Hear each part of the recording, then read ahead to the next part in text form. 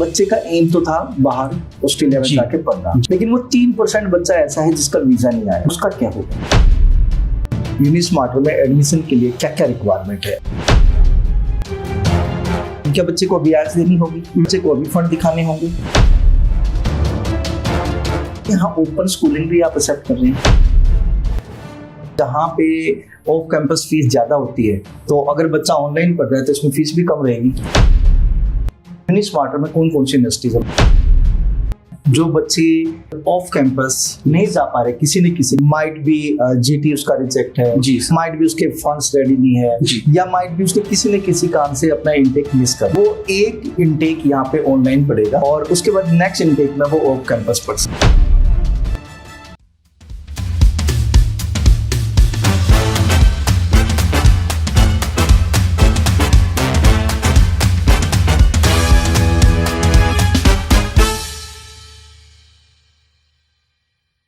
नमस्कार दोस्तों, मैं आपका अपना प्रदीप बालन वेस्ट हॉस्टल से।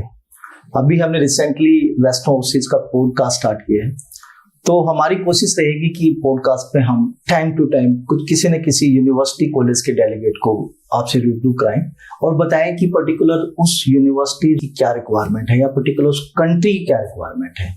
तो दोस्तों, इसी लड़ी में आज हमारे साथ है नैनीताल से मिस्टर विवेक सिंह, जो कि स्टूडेंट रिक्रूटमेंट मैनेजर है यूनिस्मार्टर के। यूनिस्मार्टर नैनीताल का एक प्रोडक्ट है। तो इससे पहले कि मैं कुछ बोलूं, मैं खुद विवेक सर से बात करना चाहूंगा कि विवेक सर, आप बताइए कि नैनीताल है क्या और नैनीताल के अंडर जो यूनिस्मार्टर है उसका एग्जैक्ट पर्पस क्या है? Thank you sir. पहले नमस्कार वेस्टर्न ओवरसीज के सभी व्यूवर्स को। मेरा नाम विवेक सिंह है और मैं स्टूडेंट रिक्रूटमेंट मैनेजर हूँ नैनीताल से यूनिस्मार्टर प्रोग्राम के प्रोग्रेशन के लिए। सबसे पहले मैं आपको ये बताना चाहता हूँ कि हमारी ऑफिशियल पार्टनरशिप है वेस्टर्न ओवरसीज के साथ। तो आपको ऑस्ट्रेलिया से रिलेटेड कोई भी डाउट्स होते हैं आपके स्टडी वीजा को लेके, आपके जीटी कंप्लायंस को लेके, या आपको स्टडी वीजा अप्लाई करने के लिए, तो आप वेस्टर्न ओवरसीज को कनेक्ट कर सकते हैं। अगर मैं यूनिस्मार्टर की बात करता हूं तो यूनिस्मार्टर एक ऐसा क्रेडिट ट्रांसफर प्रोग्राम है जो नैनीताल के कॉलेजेस एंड यूनिवर्सिटीज के लिए है, जहां पे स्टूडेंट्स अपनी डिग्री को फास्ट ट्रैक प्रोसेस के थ्रू कंप्लीट कर सकते हैं। अब ये फास्ट ट्रैक प्रोसेस है क्या? स्टूडेंट्स जो अभी बहुत ज्यादा वरीड हैं या उनके बहुत बड़े डाउट्स हैं कि वो अपना रीसेंट इनटेक कैसे कैच करे, जीटी किस according they can present themself, कि वो बहुत जेन्युइन स्टूडेंट्स हैं, वो यूनिस्मार्टर प्रोग्राम के थ्रू वो कर सकते हैं। यहाँ पे स्टूडेंट अपना सेमेस्टर 1, जिसमें उनको 4 सब्जेक्ट्स इंडिया में रह के पढ़ने होते हैं, एंड देन उसके बाद सेकंड सेमेस्टर ऑनवर्ड्स वो ऑन कैंपस स्टडीज के लिए जाते हैं। तो अब यूनिस्मार्टर क्यों करें, क्या फायदे हैं स्टूडेंट्स को, इसके क्या फायदे मिल सकते हैं? सबसे पहला इसका जो फायदा है वो ये है कि स्टूडेंट जो अभी फेब्रुअरी इंटेक मिस कर चुके हैं, उनके पास ये लास्ट चांस है to catch the February intake, जहां पे वो ऑन कैंपस स्टूडेंट्स के साथ साथ ऑनलाइन के थ्रू, यानी कि अपने होम कंट्री से बैठ के डे 1 क्लासेस वैसे स्टार्ट कर सकते हैं। और ये 4 महीने की क्लासेस करने के बाद नेक्स्ट 15 डेज में एग्जामिनेशन कंप्लीट करके फिर वो आफ्टर 4 और 5 मंथ्स वो अपनी जीटी क्लियर करके वो ऑन कैंपस स्टडीज के लिए जा सकते हैं, जहां पे वो ऑन कैंपस स्टूडेंट्स के साथ सेकेंड सेमेस्टर में वो क्लासेस करनी शुरू कर देंगे। उनका जो टोटल ड्यूरेशन अंडर ग्रेड का रहेगा वो 3 साल का ही रहेगा। यहाँ पे स्टूडेंट किसी को भी एक्स्ट्रा नहीं पढ़ना पड़ता, वो यूनिवर्सिटी के करिकुलम्स को डे 1 से स्टार्ट करेगा। एज वेल एज यूनिस्मार्टर के स्टूडेंट्स अप टू 25% स्कॉलरशिप भी अवेल कर सकते हैं सर। जहां तक मैं समझ पा रहा हूँ सर, यूनिस्मार्टर मतलब एक ऐसा प्लेटफॉर्म है जो बच्चे मतलब ऑफ कैंपस नहीं जा पा रहे किसी न किसी कारण से, माइट भी जीटी उसका रिजेक्ट है जी, माइट भी उसके फंड्स रेडी नहीं है जी, या माइट भी उसके किसी न किसी कारण से अपना इंटेक मिस कर जी सर, तो वो एक इंटेक यहाँ पे ऑनलाइन पढ़ेगा जी, और उसके बाद नेक्स्ट इंटेक में वो ऑफ कैंपस पढ़ सकता है। Correct sir. तो इसका मतलब तो सर ये भी है कि जहाँ पे ऑफ कैंपस फीस ज्यादा होती है, तो अगर बच्चा ऑनलाइन पढ़ रहा है तो इसमें फीस भी कम रहेगी। Correct sir. तो इसमें कितना मोस्टली डिफरेंस रहेगा? सर, अगर मैं फीस की बात करूं तो लिविंग कॉस्ट इंक्लूड करके in a year student up to 20 lakh rupees तक सेव कर सकता है। दैट्स ग्रेट, मतलब 20 लाख तक बच्चा अपनी ट्यूशन फीस और लिविंग कॉस्ट में सेव कर। जी सर जी। सेकेंडली सर, मुझे बताइए कि यूनिस्मार्टर में कौन कौन सी यूनिवर्सिटीज है, मतलब कौन कौन सी यूनिवर्सिटीज में बच्चा पढ़ सकता है सेकंड सेमेस्टर में जाके? यूनिस्मार्टर प्रोग्राम में ऑस्ट्रेलिया की टॉप रिक्रूटेड यूनिवर्सिटीज आती है, जिसमें Charles Sturt University, Western Sydney University, Griffith, La Trobe University, Deakin University, Edith Cowan University and University of Adelaide, जो कि ग्रुप ऑफ 8 की यूनिवर्सिटी है। ये सारी यूनिवर्सिटी सर ऑस्ट्रेलिया के लिए आती है। तो विवेक सर, अब मेरा क्वेश्चन अगला ये है कि हम कौन कौन से स्ट्रीम के बच्चों को यहाँ पे इनवाइट करना चाहेंगे थ्रू यूनिस्मार्टर? ओके, तो सर अगर मैं बात करता हूँ इंडियन स्टूडेंट्स को, तो हम डिफरेंट 3 एकेडमिक बैकग्राउंड के स्टूडेंट्स को रिक्रूट कर सकते हैं। बिजनेस कॉमर्स रिलेटेड स्टूडेंट्स को, IT non medical related students को एंड आर्ट्स स्टूडेंट्स को। पर आर्ट्स स्टूडेंट्स को हम सिर्फ बैचलर ऑफ बिजनेस प्रोग्राम के लिए रिक्रूट कर पाएंगे सर। तो कौन कौन से प्रोग्राम है जिसमें आपने एक बिजनेस बताया और एक आईटी? जी, 2 प्रोग्राम बच्चा ऑनलाइन यहाँ पे एक सेमेस्टर। जी सर। मिनिमम फीस क्या रहेगी सर? सर जो फर्स्ट सेमेस्टर की फीस रहेगी वो रहेगी अप्रोक्सीमेटली 3.7 लाख रुपीस, मतलब 3,70,000 रुपए। ये पहले सेमेस्टर की फीस रहेगी। सेकेंड सेमेस्टर में बच्चों को 10% to 25% का स्कॉलरशिप भी मिलता है, तो वो भी near about sir 5 to 7 lakh के बीच की अमाउंट रहेगी। तो विवेक सर, कौन से इनटेक के लिए हम काम कर रहे हैं, और अगर बच्चा एलिजिबल है तो मुझे ये भी जानना है कि कितना बच्चे की परसेंटेज होनी चाहिए, और सेकेंडली जो बच्चे हमारे पास आएंगे आपके इस पॉडकास्ट को देख के, तो उसकी परसेंटेज की रिक्वायरमेंट क्या है? सर वैसे तो अभी बच्चे फरवरी इनटेक को फोकस करके अभी भी फरवरी इनटेक में एनरोलमेंट कर सकते हैं और अपनी जनवरी 22 से क्लासेस स्टार्ट कर सकते हैं। अगर मैं एकेडमिक रिक्वायरमेंट की बात करूं सर, तो जो बच्चे वैसे इन यूनिवर्सिटीज में डायरेक्टली एलिजिबल भी नहीं है, वो यूनिस्मार्टर के थ्रू इन यूनिवर्सिटीज में पढ़ सकते हैं, क्योंकि यूनिस्मार्टर का जो एकेडमिक रिक्वायरमेंट है वो है best for 55%। Oh that's great, best for 55%। Yes sir. अच्छा सर, इसके अलावा जो बच्चों ने 3 मेजर सब्जेक्ट्स हैं, क्या वो भी बच्चे इनवाइट हैं? जी सर, जिन बच्चों के जो आर्ट्स बैकग्राउंड के, उनके मोस्टली 3 मेजर्स होते हैं, 2 कोर सब्जेक्ट्स प्लस इंग्लिश, अगर उनके 57% से ज्यादा है, वो भी इनवाइटेड है यूनिस्मार्टर प्रोग्राम के थ्रू।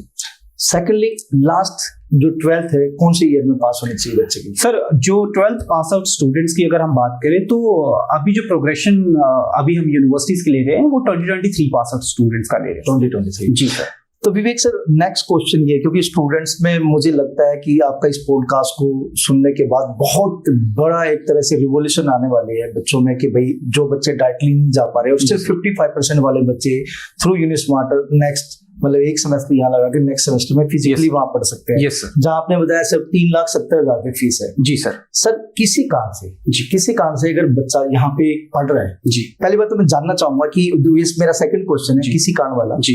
पहला क्वेश्चन ये है कि यहाँ पे जो एजुकेशन का मॉडल किस टाइप से होगा, क्लासेस कितनी होंगी, कितने हावर्स की होंगी, कब कब होंगी, और किस तरीके से बच्चा, मतलब कितना टफेस्ट वे में या कितने फनी वे में बच्चा ये एक सेमेस्टर कंप्लीट कर लेगा?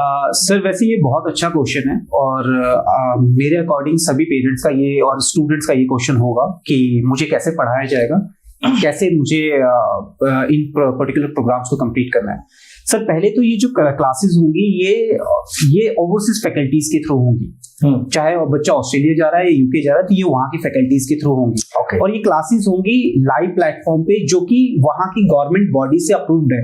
जैसे मैं अगर ऑस्ट्रेलिया की बात करूँ, तो ऑस्ट्रेलिया पे मूडल पे होगा, which is a CRICOS approved platform. जिस बॉडी के अप्रूव प्रोग्राम्स को आप पढ़ रहे हो, उसी बॉडी के अप्रूव प्लेटफॉर्म पे आप पढ़ाई करोगे, और ये ऑस्ट्रेलियन फैकल्टी के थ्रू ही करोगे। इसके साथ साथ जो इसकी टफनेस है सर, ये एक normal average moderate tough education होती है, जो हमने ऑलरेडी ग्रेड 12 में पढ़ाई की है। तो अगर बिजनेस की बात करूं, तो बिजनेस में हमें इंट्रोडक्शन से बेसिक्स पढ़ाई जाती हैं, आईटी में भी सेम इंट्रोडक्शन या बेसिक्स पढ़ाई जाती है। अगर मैं इनकी क्लासेस की बात करूं, तो इनकी क्लासेस हफ्ते में 3 दिन होती है, जिसमें 2 दिन एकेडमिक मॉड्यूल्स होते हैं, मंडे एंड वेंसडे, सोमवार और बुधवार, जिसकी टाइमिंग इंडियन स्टैंडर्ड टाइम के अकॉर्डिंग 2-2 घंटे की होगी, 10 बजे से दोपहर के 12 बजे तक। इसके बाद हफ्ते में कोई भी एक दिन, चाहे वो शुक्रवार हो या शनिवार हो, बच्चा 1-on-1 interaction classes as a tuition classes, extra tuition classes कर सकता है, जिसमें वो अपने मेंटर के साथ या अपनी फैकल्टी टीम के साथ वो सारे पॉइंट डिस्कस कर सकता है जहां पे उनको डाउट है, सो दैट बच्चे को एक प्रॉपरली एकेडमिक सपोर्ट प्रोवाइड हो।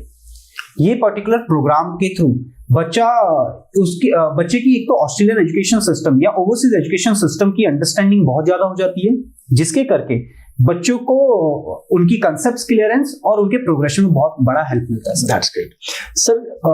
बच्चे ने आपके पॉडकास्ट को देख के इंडिया में एडमिशन लिया क्योंकि उसका एडमिशन नहीं हो पा रहा था, या फिर पेरेंट्स ही चाहते थे कि बच्चा एक सेमेस्टर इंडिया में जाए? जी। अगर वीजा पॉसिबिलिटीज की बात करें, जिस बच्चे ने एक सेमेस्टर इंडिया में लगाया हो जी, उसके वीजा पॉसिबिलिटीज कितनी रहेगी in comparison to other students जो डायरेक्ट इन पर्सन वहां पे पढ़ना चाहते हैं? जी सर। सर अगर मैं वीजा पॉसिबिलिटीज की बात करूं तो आज के टाइम पे जो भी बच्चे यूनिस्मार्टर प्रोग्राम के थ्रू जा रहे हैं उनकी वीजा प्रोबेबिलिटी मोर देन 95% है सर। क्यों? बिकॉज उसके पीछे बहुत वैलिड रीजन है।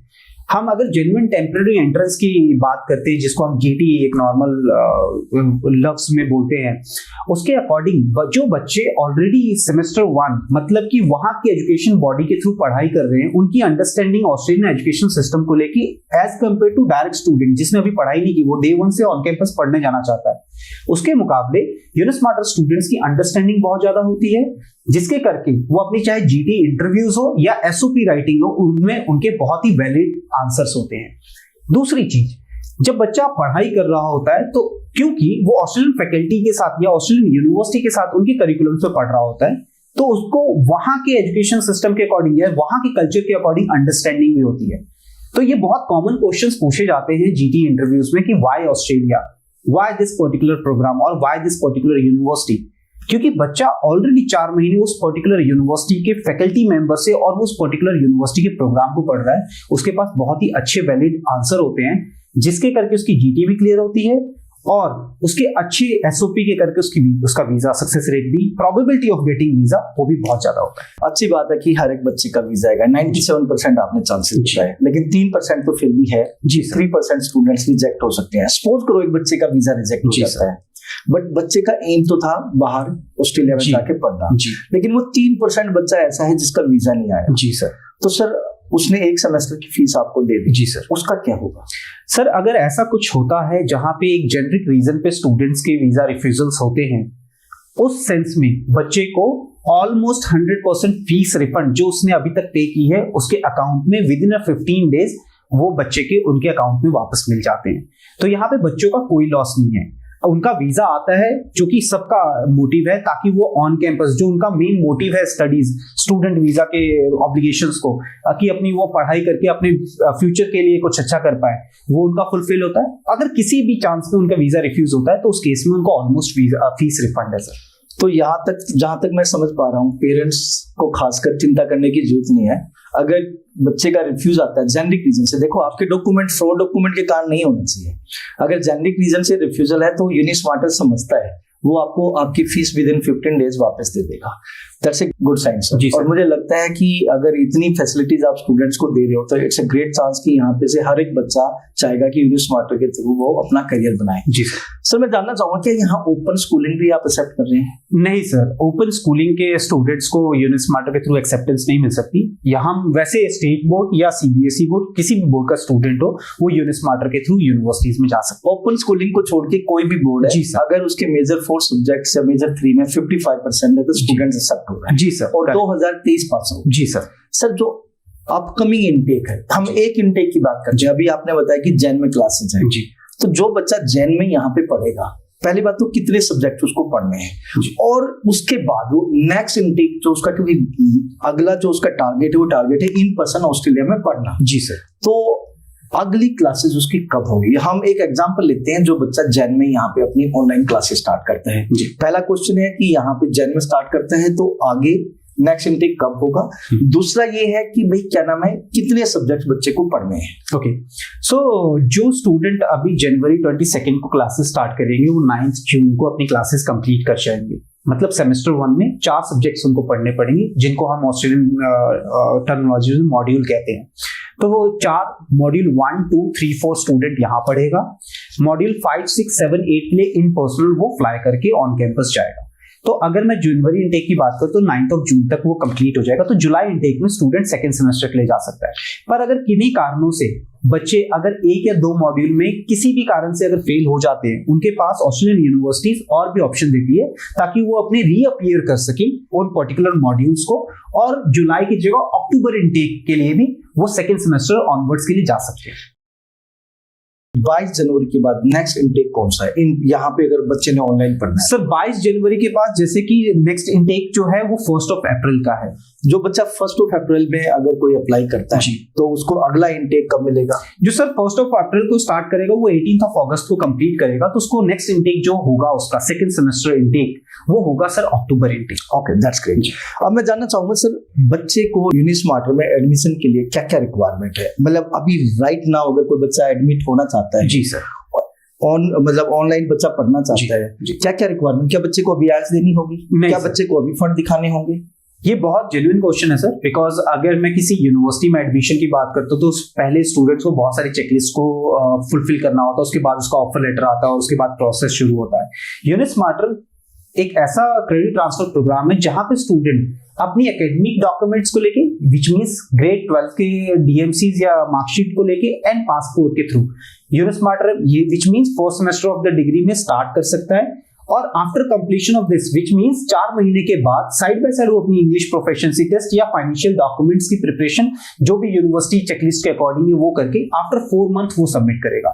तो अभी तो सिर्फ एकेडमिक डॉक्यूमेंट्स एंड पासपोर्ट की रिक्वायरमेंट। इसका मतलब यहाँ पे आप इंडिया में एडमिशन ले रहे तो आपकी 12th होनी चाहिए प्लस आपके पास पासपोर्ट होना चाहिए। हाँ, आपको नेक्स्ट इनटेक के लिए इन पर्सन ऑस्ट्रेलिया का वीजा होना चाहिए वहां पढ़ने के लिए, तब आपके पास फंड्स भी रेडी होने चाहिए, प्लस में आइल्स या पीटी का स्कोर भी होना चाहिए। yes, तो मिनिमम क्या रिक्वायरमेंट है सर आइल्स या पीटी के स्कोर की बात करें? सर फंड्स की बात करें तो आइल्स और पीटी की बात अगर मैं करता हूं तो आइल्स की रिक्वायरमेंट अभी जो मेजॉरिटी ऑफ दिस यूनिवर्सिटीज है वहां पे यूजी प्रोग्राम के लिए है 6 नॉट लेस देन 5.5। ये किसी एक मॉड्यूल में नहीं, ओवरऑल 6 हो और किसी भी मॉड्यूल में 5.5 हो। And what about the funding कितनी पुरानी हो?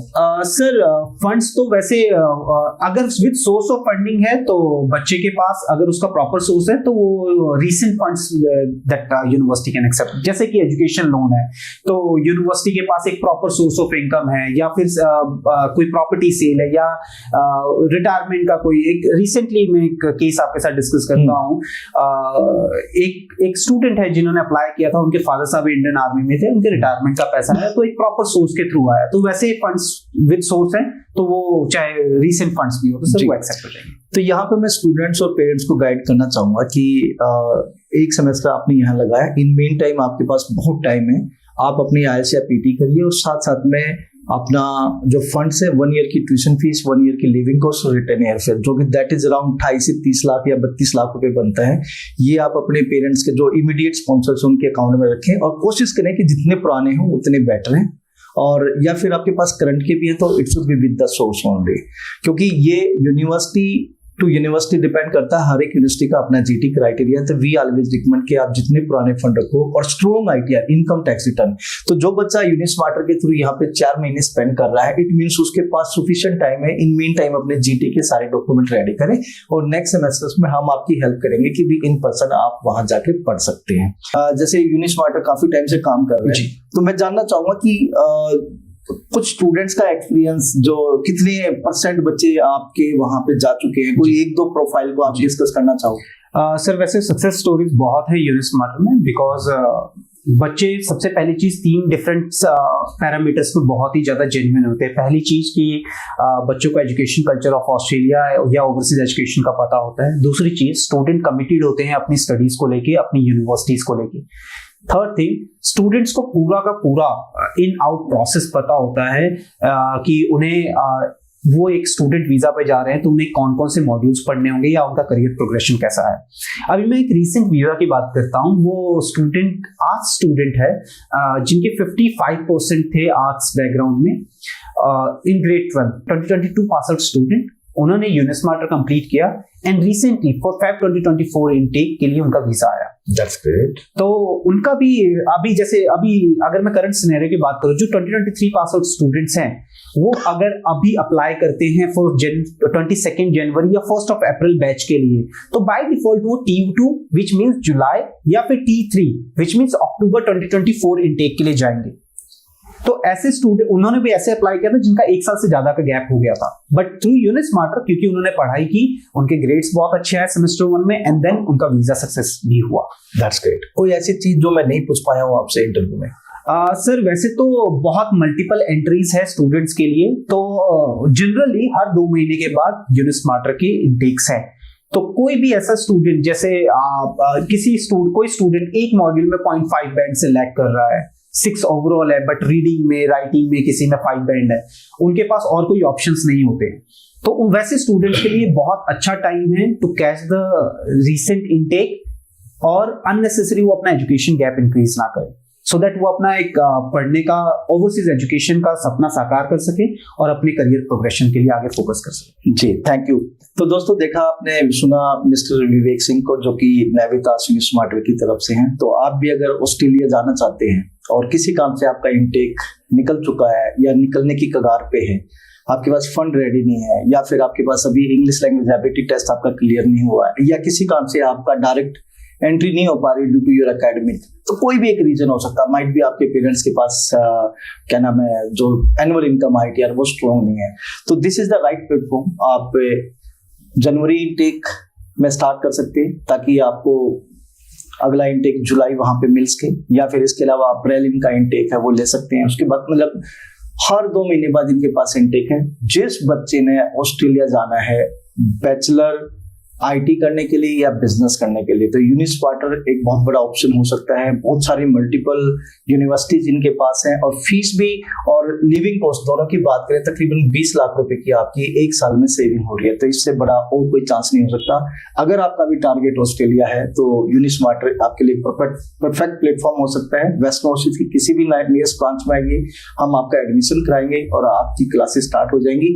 और जहां तक इन्होंने बताया, कमिटमेंट भी की है कि अगर आपका जेनेरिक रीजन से रिफ्यूजल आता है तो कोई फीस भी नहीं है उसमें, मतलब आपकी सारी फीस वापस भी हो जाएगी। मतलब no visa no fees. Thank you sir. Thank you so much sir. Thank you so much.